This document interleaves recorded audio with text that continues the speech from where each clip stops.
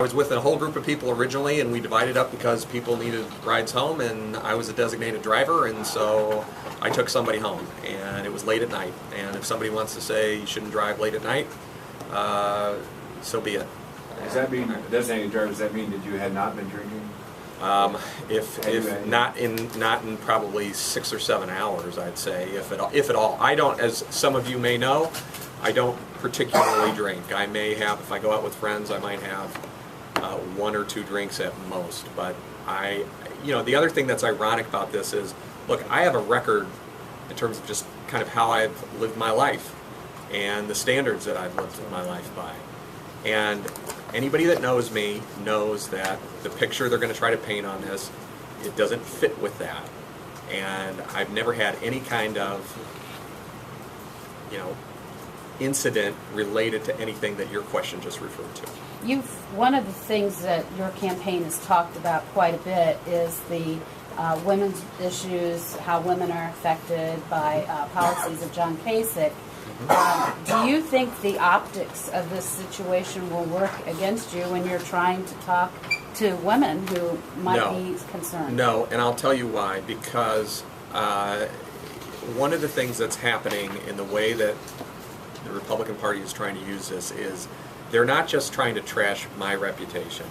They're also trying to trash the reputation of the passenger in the car who didn't do anything wrong, who was here on an official visit, who's a person that's a person of accomplishment, and she doesn't deserve that kind of character assassination. And we're also a family unit. The FitzGerald family is also a family unit, made up of half women and half men, and we don't appreciate it.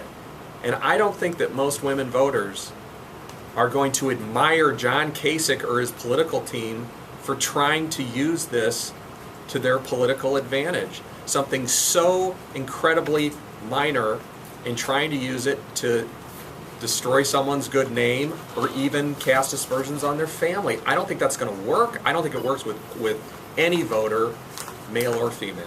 And I'm confused. I'm confused about lots of things, but when you lived in Lakewood since the mid-90s, you're the Cuyahoga County executive. There's virtually no part of that county where you wouldn't be familiar with where you were. How did you not know where you were going? I wasn't staying there, Joe, and I'll just answer this one more question because I know how you tend to ask these questions. You tend to say you're continually confused about it, so I'll just say it one more time. I wasn't going back to where I live. I got directions on where this person that was from out of town thought she was supposed to go. And then we were also trying to connect with another group of people who not only were not from the area, were not even from this country, and we were trying to connect with them. And there was some confusion involved in that, and so I pulled over to try to get directions and try to get our bearings, and that's when it happened. Was your wife at the gathering? Earlier in the previous day, and also the next day, and also they came to our house again.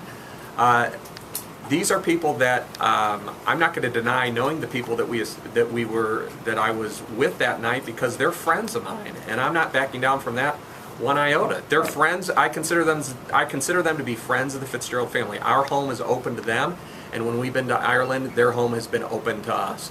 And they've been people of tremendous hospitality when we visited their country, and we've tried to be people that have extended the same kind of courtesies. So there's just no issue as far as that goes.